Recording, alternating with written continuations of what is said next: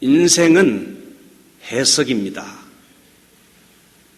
같은 상황에서 사건과 사물을 어떻게 해석하느냐, 거기에 따라서 결과는 판이하게 달라질 수가 있습니다. 해석을 잘 해야 됩니다. 과거에 10명의 정탐꾼들은 40일 동안 가나안 정탐을 한 후에 가나안 백성과 이스라엘 백성을 비교하고는 이렇게 해석을 했습니다. 우리는 그들에 비하면 메뚜기와 같다. 그래서 그들의 결론은 우리 힘으로는 결코 저들을 이길 수 없다는 한마디로 계란으로 바위를 치는 격이다. 만약에 가나안으로 들어갔다간 다 죽는다. 이런 부정적이고 절망적인 해석을 백성들 앞에 내놓았습니다. 그래서 온 이스라엘 백성들로 절망하여 차라리 애굽에 살았으면 좋았을 것을, 광야에서 죽었으면 좋았을 것을 이렇게 원망하다가 결국은 그것이 이스라엘로 하여금 가나안 땅에 못 들어가게 된 결정적인 계기가 됐어요. 그러나 이제 40년 후에 오늘 여호수아서를 보게 되면 가나안을 공격하기 전에 가나안 정탐을 몇 명을 보냅니까? 2명을 보내요. 그전에는 12명을 보냈는데 이제는 2명을 보내서 이제 정탐을 하고는 보고를 받습니다. 옛날에 10명의 정탐꾼하고는 똑같은 상황의 가나안을 보았지만은 전혀 다른 인터프리테이션, 해석을 했어요. 그들은 하나님의 안목으로 보고는 해석을 했습니다. 이것이 오늘 본문 23절과 24절에 나옵니다. 한번 보시지요.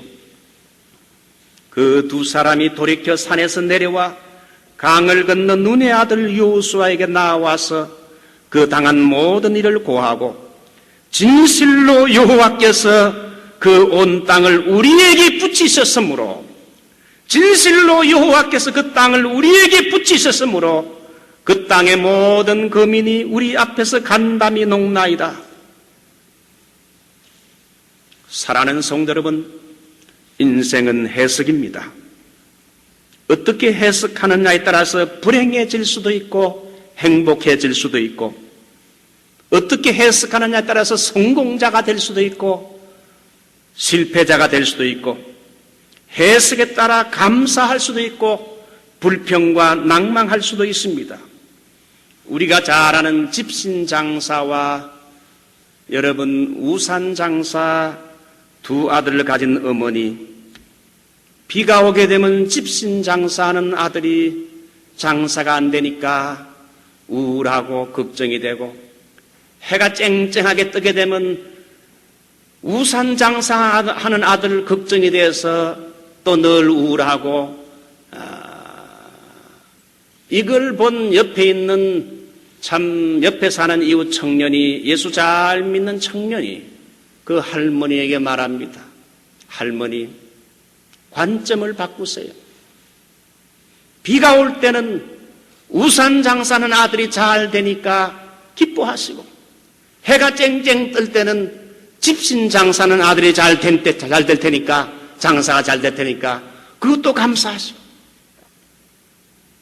여러분, 관점을 바꾸고 해석을 달리하게 되면 사람이 행복해집니다. 여러분, 이민생활 똑같이 하면서 물질이 우리를 행복하게 만들어주는 게 아닙니다. 좋은 여건과 환경이 우리를 행복하게 해주는 게 아니에요. 중요한 건 우리의 생각을 가지고 상황과 사건을 어떻게 해석하느냐에 따라서 행복과 불행이 좌우됩니다. 우리 그리스도인들은 믿음이 없는 세상 사람들과는 관점과 해석이 달라야 됩니다. 그리스도인들은 늘 말씀을 통하여 인생을 분석하고 해석해야 돼요. 주님이라면 어떻게 해석했어야 할 것인지 하나님의 관점에서, 하나님의 안목에서 여러분 인생을 바라보고 해석해야 돼요. 한마디로 긍정적으로 포지티브하게 여러분 인생을 살아가고 해석해야 됩니다. 왜? 우리 예수 믿는 사람은 하나님의 섭리를 믿기 때문에 하나님을 사랑하는 자 곧 그 뜻대로 부르심을 입은 자에게는 모든 것이 어떻게 해요? 합력하여 합동하여 뭘 이룬다? 선을 이루시는 하나님의 섭리를 믿기 때문에 눈앞에 보이는 고난과 어려움도 여러분 믿음으로 감사할 수 있다는 거예요. 저는 일본 사람인 가와기타 요시노리라는 사람이 쓴 인생의 즐거움을 발견하는 법이라는 책을 읽는 걸 좋아합니다. 이 책장에는 그 책이 항상 놓여 있어요. 그 책을 보면 인생이 즐거워지는 3가지 조건이 나오는데 제일 첫 번째는 늘 공부하는, 배우는 정신으로 살라는 겁니다. 늘 공부하고 배우는 정신으로 살면 인생이 즐거워진다. 2번째는 대인관계에서 솔직하라는 겁니다. 3번째는 플러스 발상을 가지라. 인간은 생각하는 것이 실현됩니다. 좋게 생각하면 좋게 되고 나쁘게 생각하게 되면 나쁘게 됩니다. 인간관계에서 저 사람은 참 좋은 사람이라 그러면 그 사람이 좋은 사람으로 느껴지고 저 사람은 아주 나쁘다 그러면 역시 나쁜 사람으로 내 머리에 각인이 됩니다.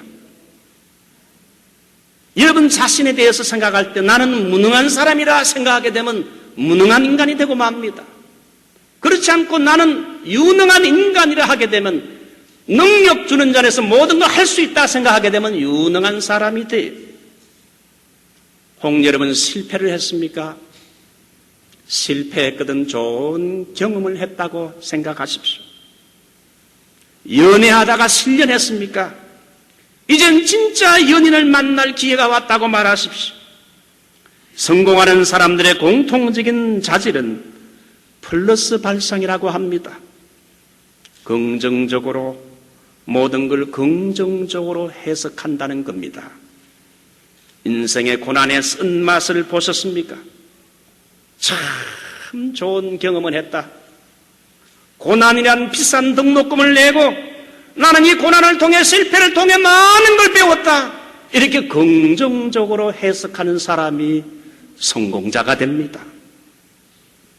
요즘 미국 경제가 매우 위축되어 있습니다.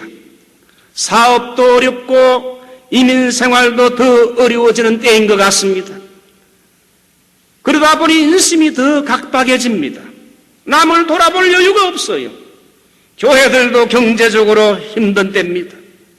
그러나 성도 여러분, 이 감사의 계절에 여러분 어려운 가운데도 위축되지 말고 희망과 꿈을 가지시기를 바랍니다. 바울처럼 어떤 환경 속에서도 작은 걸 놓고 감사하며 자족하며 능력 주는 자리에서 모든 걸 할 수 있다는 여러분 그 마음 자세를 가지고 사세요. 제 친구 홍정식 목사라고 있는데 제가 한국에 나가게 되면 자기 교회 기도원에 가자 그래서 기도원에 가서 자주 불렀던 노래가 있어요. 어떤 환경과 형편 속에서 내가 만족의 비결 배웠노라. 내게 능력 주시는 자 안에서 내가 모든 것을 할 수 있네. 어떤 형편과 환경 속에서 내가 만족의 비결 배웠노라. 여러분이 어떤 상황에 지금 처해 있습니까? 힘들게 인생이 느껴집니까? 하나님이 내게 주신 것을 헤아려 보며 작은 것에서 감사하며 자족하며 사시면 행복한 인생을 사는 겁니다. 오늘은 그래서 기생 라합이라는 사람을 오늘 통해서 인생은 해석을 잘 해야 된다, 이런 제목으로 말씀을 드리고자 합니다. 첫 번째, 해석을 잘하면 불행이 행복으로 바뀌게 됩니다. 불평이 감사로 바뀌게 됩니다. 오늘 성경 본문을 보게 되면 2명의 정탐꾼들이 가나안 땅을 정탐하기 위하여 들어갔을 때 라합이라는 한 여인의 집에 들어가게 됐습니다. 라합은 불행한 과거를 가지고 살았던 여인입니다. 한마디로 사회에서 버려진 밑바닥 인생이 바로 라합이었어요. 오늘 본문을 보면 그녀는 기생이라고 하는데 이 기생은 히브리어로 조나 헬라어로는 포르네, 자신의 몸을 팔아서 사는 장력적인 여인이 바로 이 기생 라합이었어요. 여러분, 기생이라면 두 종류가 있는데 시와 가무와 서화의 능에 많은 선비들에게 추앙받던 황진이 같은 기생이 있는가 하면 그저 타락한 여인으로 몸이나 파는 천한 기생이 있습니다. 기생 라합은 이런 천하고 불쌍한 기생에 속했던 여인입니다. 그는 하나님도 모르며 사내들에게 웃음과 술과 몸을 팔면서 삶을 연명해야 가는 이런 버려진 죄 많고 상처 많은 여인이었어요. 두 명의 정탐꾼들이 가나안을 정탐하러 와서 숙소를 찾는데 이 죄 많은 여인의 집에 들어가게 됩니다. 이건 마치 예수님께서 하늘 영광 보좌 버리시고 이 땅에 오셔서 죄인들의 친구가 되시고 죄인들의 동무가 되셔서 죄인이 있는 땅에 찾아온 것과 같아요. 그런데 기생 라합은 어느 날 갑자기 찾아온 두 정탐꾼에게 고백을 합니다. 그들은 자기 나라를 침략하기 위해 찾아온 정탐꾼들이지만은 이렇게 고백을 합니다. 여호와께서 이 땅 가나안 땅을 너희에게 주신 줄을 내가 아노라. 여호와께서 이 땅을 너희들에게 주신 줄 내가 아노라. 놀라운 해석을 했습니다. 우리가 너희를 심히 두려워하고 이 땅 백성이 너희 앞에서 간담이 농나니 모든 가나안 사람들은 유목민인 이스라엘이 가나안 땅을 공격하기 위해 쳐들어올 때에 자기들의 땅을 뺏기 위해서 오는 침략군이요 도적대요 강도대같이 생각했는데 라합의 보는 눈은 해석이 달랐어요. 라합은 신령한 눈이 열린 사람입니다. 가나안 땅이 죄악으로 너무나 부패하여 이제는 이 여리고 성도 하나님의 무서운 심판이 내릴 때가 가까웠음을 깨닫고는 이제 이스라엘 군대가 가나안 땅을 여호와의 이름으로 심판하기 위해서 보낸 하나님의 군대인 걸 깨닫게 된 거예요. 그래서 하나님이 이 땅을 이 이스라엘 사람들에게 주신 것을 깨닫고는 그렇게 고백을 했어요. 그래서 이 여인은 가나안 정탐꾼을 자기와 자기 가족들을 구원하기 위해서 보낸 하나님의 사신으로 알고 숨겨주었어. 극진히 잘 영접하고 대접했어요. 야고보서 2장 5절 이와 같이 기생 라합이 사자들을 접대하여 여러분 그래서 결과가 어떻게 됐습니까? 기생 라합은 여리고성이 무너지고 망할 때 정탐꾼을 숨겨준 대가로 구원을 받았어요. 다른 사람이 다 죽게 될 때에 그는 사망에서 생명으로 옮김을 받게 됐습니다. 비천한 여인이 존귀한 여인으로 바뀌게 됐고 불행한 과거를 가진 여인이 행복한 여인으로 여러분 바뀌게 됐어요. 라합은 여리고 정복 후에 이스라엘 공동체 속에 들어와서 같이 살면서 살몬이란 남자와 결혼하여 예수님의 계보에 속하게 됐고 다윗 가문의 정조 할머니가 됐습니다. 기생신분이었던 라합이 상천하지 하나님을 믿은 이후에 메시아의 조상이 되는 놀라운 존재로 바뀌게 됐다는 거예요. 무명의 여인이 유명한 여인이 되고 무가치한 내버려진 여인이 가치 있는 여인이 되고 요한복음 2장처럼 맹물 같은 인생이 극상품 포도주로 변하게 된 겁니다. 마찬가지입니다. 우리든 이 라합을 통해 우리는 인생을 살아갈 때 해석을 잘 해야 된다는 거예요. 이 미국이라는 좋은 환경 속에 살면서도 어떤 사람은 휘파람을 불면서 작은 일부터 감사하며 행복하게 사는 사람이 있는가 하면 어떤 사람은 같은 여건 속에 살면서도 해석을 다르게 합니다. 좋은 것들은 다 놔두고 늘 좀 안 좋게 보이는 것들을 놓고는 계속 그걸 가지고 불평하며 말을 늘어놓습니다. 아, 죽겠구나, 못 살겠구나, 남은 다 잘 사는데 우리는 왜 이러냐, 늘 불평하며 투덜거리며 나를 이 미국에 보내주신 하나님의 섭리를 알지 못하고 늘 짜증을 내며 삽니다. 인생은 마음먹기에 달렸고 해석에 달렸어요. 루즈벨트 대통령 이야기를 하나 할게요. 이 루즈벨트 대통령은 지독한 건시여서 항상 2개의 안경을 주머니에 지니고 다녔는데, 하나는 책을 읽을 때에, 하나는 멀리 있는 물체를 볼 때 사용했는데 매우 귀찮게 생각했어요. 옛날에는 안경통이 철통으로 됐어요. 그래서 오른쪽 왼쪽 주머니에 그 무거운 안경통을 2개나 달고 다녔어요. 너무너무 귀찮았어요. 야, 내가 눈만 나쁘지 않았으면 이렇게 안 될 텐데. 한 번은 밀워키에서 정치 연설을 할 때에 시랭크라는 청년이 루즈벨트를 향하여 총을 발사했습니다. 정확히 심장에 있는 가슴에 명중했는데 약간의 부상만 입었을 뿐 정신을 수습한 후에 다시 연설을 했습니다. 평소에 짐스럽게 생각했던 안경철통이 루즈벨트의 생명을 결정적인 순간에 생명을 살리는 결과를 낳게 한 겁니다. 여러분, 인생도 마찬가지입니다. 우리가 짐스럽게 생각하는 것들, 때로는 불행하게 나를 만드는 것들이 때로는 불평이 될지 모르지만 나중에 그것이 소중한 자산이요 생명을 살리는 것이 될 줄은 누가 알겠어요. 그러므로 성경은 범사에 감사하라, 좀 안 좋게 보이는 것까지, 때로는 불행하게 보이는 사건까지 하나님 앞에 믿음으로 감사하면 그것이 합동하여 선을 이루게 된다는 겁니다. 인생의 고난이 올 때는 쉽게 두려워하거나 절망해서는 안 됩니다. 야, 하나님 정말 내게 너무 하시는구나, 그렇게 생각하며 원망하지 마십시오. 가끔 목회자들 만나보게 되면 수십 년 목회해도 20-30명 목회하는 목사님들이 보게 되면 마음속으로 하나님을 향한 보이지 않는 원망하는 마음이 있는 것 같아요. 내가 남보다 실력이 부족한 것도 아닌데 하나님이 내게는 왜 이렇게 사람들을 많이 붙여주지 않는가? 우리는 절대 하나님을 향해 원망하는 마음을 가지면 안 됩니다.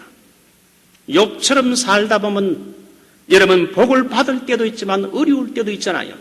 욥이 하루아침에 재산 다 날리고 나중에는 마귀가 공격해서 머리부터 발끝까지 악창이 나와서 심한 피부병 때문에 너무 간지러워서 기왓장으로 몸을 끌고 있을 때에 부인이 와서 말합니다. 꼴 좋다, 그래도 당신이 하나님 앞에서 순전을 지키겠는가, 믿음을 지키는가? 그랬을 때에 욥의 해석이 달랐어요.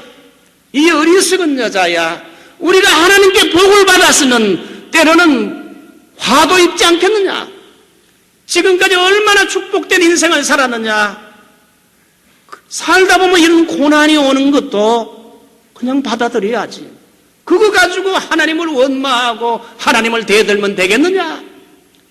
주신 자도 여호와시요 취하신 자도 여호와시니 그 입술로 하나님을 원망한 해석이 달랐어요.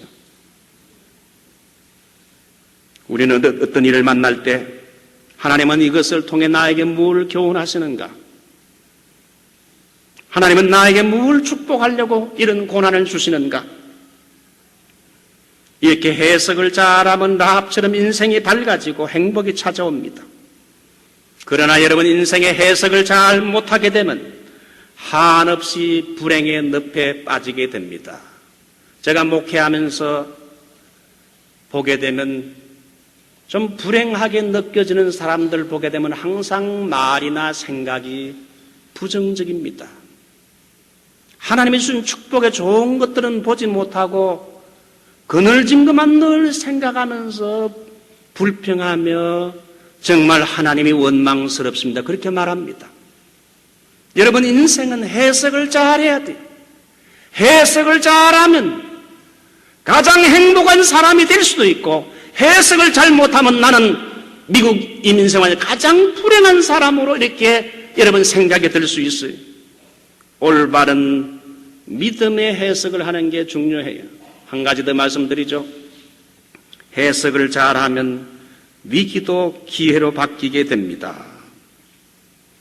라합은 정탐꾼들이 자기 집에 왔을 때 이 정탐꾼을 신고하게 되면 후한 상금을 받을 수도 있었으나 그런 정탐꾼을 몰래 숨겨줬습니다. 이스라엘의 두 정탐꾼이 자기 집에 찾아오게 된 건 일종의 위기요 위험한 순간입니다. 정탐꾼을 만약에 숨겨두다가 발각이 되면 자기도 죽고 온 가족 식구들이 몰살을 당하게 됩니다. 두 정탐꾼이 기생 라합의 집에 들어갔을 때 누가 그걸 보고 신고하게 됐습니다. 그래서 이 라합의 집에 이 가나안 군사들이 와서 혹시 정탐꾼이 여기 온 것 같은데 내놓아라 그랬어요. 라합은 자기에게 찾아온 위기를 하나님이 주신 새로운 구원과 축복의 기회로 해석하고 받아들였어요.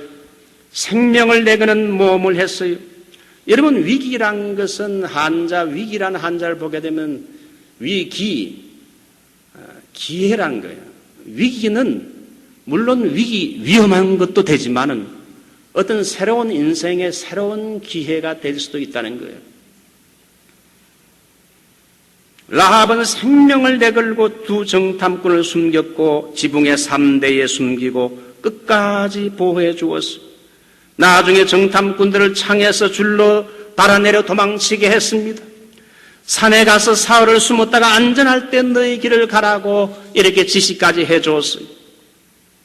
그래서 여호수아 6장 22절로 23절을 보면 이스라엘 사람들이 나중에 여리고성이 무너지고 여리고성의 사람들을 칼로 칠 때에 여러분 기생 라합의 집은 여리고성 사람들이 다 죽는 위기 가운데서 그들은 죽임받지 않고 구원받는 축복의 기회가 됐어.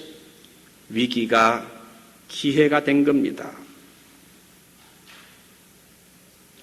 미국 살면서 정말 우리를 깜짝 놀라게 하는 이런 어려움들이 있잖아요. 경제적인 어려움, 사업의 위기가 올 수도 있고 신앙생활과 교회의 위기가 올 수도 있지요. 위기를 잘 극복하는 게 중요합니다. 윌리엄 리바인이라는 사람은 미국 뉴욕 브루클린에서 고기 파는 정육점을 운영했는데 그런데 어느 달에 한 달에 4번이나 강도를 만나가지고 죽을 뻔했고 나중에 다 빼앗기고 빈털터리가 됐어요. 그래서 내가 이 사업을 하려면 생명을 보호하기 위해서 총을 맞아도 살 수 있는 방탄조끼를 입어야 되겠다. 그 당시에는 방탄조끼가 유명하지 않았어요. 그래서 힘들게 여기저기 수소문해가지고 방탄조끼를 비싼 가격에 구입해서 방탄조끼를 입고 근무했어요. 우리 교우들 가운데 방탄조끼 입고 사업하는 분 있습니까? 제가 우리 어떤 사업체에 가보니까 우리 어느 한국 남자가 쌍권총을 차고 있는 것도 봤어요. 얼마나 미국에서 여러분 사업하기가 힘듭니까? 그래서 이 사람이 방탄조끼를 입고 근무하게 됐는데 그러자 옆 가게와 다른 가게에서 이 사람이 방탄조끼를 입었다는 말을 듣고는 나도 사실 위험한데 그거 좀 어떻게 구할 수 없느냐. 그거 참 구하기 어려운데 나도 힘들게 구했는데 나도 좀 하나 구해달라. 입소문이 나가지고 이 사람에게 방탄조끼를 구입하는 사람이 많아지게 됐어요. 주문이 늘어나게 되자 이 사람은 정육점을 정리해버리고 방탄조끼 회사를 설립했어요. 나중에 크게 성장해서 40개의 도시에 지사를 세우고 회장으로 취임하여 연설을 했습니다. 강도를 4번 만난 것이 내게 불행한 사건이었지만은 그것이 오히려 내게는 행운이 됐다. 강도를 만나지 않았다면 나는 지금도 칼을 들고 고기를 자르고 있었을 것이다. 위기가 오히려 새로운 기회가 됐다는 고백입니다. 어느 비누 회사에서 비누를 만드는데 너무 기계를 오래 돌려가지고 실수해서 비누가 너무 가벼워서 물에 둥둥 뜨게 됐어. 그래서 그것을 다 버려야 되니 너무 아깝고 물질적인 손실을 많이 입게 됐습니다. 사장이 그걸 알고는 괜찮다, 그럴 수도 있지. 그러면서 그 가벼운 비누를 집에 가져가서 이제 목욕탕에서 물에 뜨게 되면 그것도 가만히 입장, 퍼스펙티브, 관점을 바꾸면 물에 뜨게 되면 훨씬 더 목욕탕에 비누질하기 좋지 않은가. 그래가지고는 오히려 위기를 기회로 삼고 광고를 많이 해가지고 이 목욕탕에도 물에 뜨는 비누 해가지고 결국은 나중에 큰 호응과 대박이 나서 성공했는데 그 비누가 아이보리 아닙니까? 위기가 기회가 됐다 이거예요. 우리에게 있는 위기를 하나님이 역사하면 기회로 바꿔줄 수 있어요. 그러므로 이 땅에 살면서 무슨 일을 만나든지 절망하지 않기 바랍니다. 하나님은 악을 선으로 바꾸어 주지요. 교회를 목회하는 목사도 목회하다 보면 교회가 흥할 때도 있지만 가끔 어려울 때가 있어요. 그러나 교회도 어렵지만 그 어려운 고비를 잘 넘겨야 됩니다. 저는 목회하면서 교회가 어려움을 겪는 것도 경험해 봤는데 교회가 시험도 있고 어려움이 있고 때로는 있던 사람들이 교회를 나가는 일도 있어요. 그러나 그걸 통해 나중에 제가 배운 것은 오히려 교회가 어려움을 통해 더 정금같이 순수하고 원래 교회의 본질적인 모습으로 돌아간다는 거예요. 더 교회가 순수하고 복음적인 교회로 바뀌는 걸 봤어요. 저는 나성 서북교회를 섬기기 위해서 이곳에 온 사람입니다. 이 땅에서 목회하면서 여러 가지 많은 직업이 있지만 하나님이 저를 말씀의 살자로 불러준 거 감사하고 행복한 목회를 하려고 합니다. 이 목사님 좀 어떻습니까? 행복합니다. 이렇게 여러분에게 답할 수 있겠어요. 우리 나성 서북교회 와서 신앙생활 여러분 행복한 신앙생활 하시기 바랍니다. 우리 성가대원들 행복한 신앙생활 하시기 바랍니다. 행복한 교회 생활 하세요. 무엇이 행복입니까? 해석을 잘하면 여러분 해석을 잘하면 행복했어요. 우리 교회가 뭐 부족한 게 어디 있어요? 정말 하나님이 많은 축복을 줬어요. 우리 나성서북교회 행복한 교회다. 할렐루야. 이제 시간이 갔기 때문에 한 가지만 말씀드리고 마칠게요. 해석을 잘해야 된다 그러면 그럼 해석을 잘하려면 어떻게 되는가? 신령한 눈이 열려야 된다는 거예요. 인도 사람들은 세 가지 눈이 있다는데 육신의 눈, 지식의 눈, 영적인 눈이 있다 그래요. 영적인 눈은 비물질적인 세계를 보는 눈인데 인도의 모든 여성들은 여러분 이마에 보면 붉은 점이 있어요. 점을 그리고 다녀요. 이건 비물질적인 세계를 보는 영혼의 눈이라고 합니다. 여러분 라합은 신령한 눈이 밝았던 사람이에요. 8절로 11절을 보면 두 사람이 눕기 전에 라합이 지붕에 올라가서 그들에게 이르러 말하되 여호와께서 이 땅을 너희들에게 주신 줄 내가 아노라. 이 기생 라합은 세상 지식은 별로 없는 사람이지만은 사람을 올바로 분별하는 눈이 있었어요. 많은 사람이 출입하는 여간업을 했지만은 기생 노릇까지 했지만은 수많은 사람을 대해왔지만은 자기에게 찾아온 이스라엘 정탐꾼들은 하나님이 여리고를 멸망시킬 때 자기를 구원하려고 보낸 하나님의 사자로 해석을 했어요. 두 번째, 역사를 통찰하는 눈이 있었어요. 왜 이스라엘 백성들이 이 가나안 땅을 침공하려고 하는가? 저것들은 강도들이요 도적대들인가? 가나안 사람들은 그렇게 생각할지 모르지만은 이 기생 라합은 비천한 신분을 가지고 있지만 영적인 안목을 가지고 있었어요. 이 가나안이 너무나 부패하고 여리고가 너무나 부도덕하고 죄악으로 관영했기 때문에 하나님께서 심판으로 저 이스라엘 군대를 가지고 와서 이 여리고를 심판하기 위해 온다. 하나님의 무서운 심판이 임박했다는 사실을 역사를 분명히 바로 볼 줄 아는 눈을 가지고 있었어요. 세 번째, 하나님을 바라보는 믿음의 눈이 있었어요. 라합은 이스라엘 민족 배후에 살아 역사하시는 하나님을 보았습니다. 강한 손과 펴신 팔로 이스라엘을 인도하신 하나님, 10가지 재앙으로 바로를 굴복시킨 하나님, 홍해를 가르시고 구름 기둥과 불 기둥으로 인도하신 하나님, 맹렬한 불같이 이스라엘 군대 앞장서서 싸워주시는 하나님을 그는 소문으로 듣고 이스라엘 민족이 믿는 상천하지의 하나님을 인정하고 믿게 됐어요. 이런 믿음의 눈이 라합으로 하여금 엄청난 삶의 모험을 감행하게 만들어 결국은 구원을 받게 된 거예요. 좀 지나가는 우스개 이야기를 하는 것도 너무 좀 심각한 것 같아서 하겠습니다. 20대 부부의 잠버릇, 어제 제가 아는 청년이 결혼해서 제가 기도 순서를 맡아서 축하하기 위해 갔어요. 두 사람이 참 다 예수를 잘 믿는 부부예요. 20대는 포개고 잔다 그래요. 30대는 옆으로 누워 마주 앉고 껴안고 잔다 그래요. 40대는 천장을 보고 누워 잔다 그래요. 50대는 서로 등을 돌리고 잔다 그럽니다. 60대는 각 방에서 따로 잔다 그래요. 70대는 어디서 자는지도 모른다 그래요.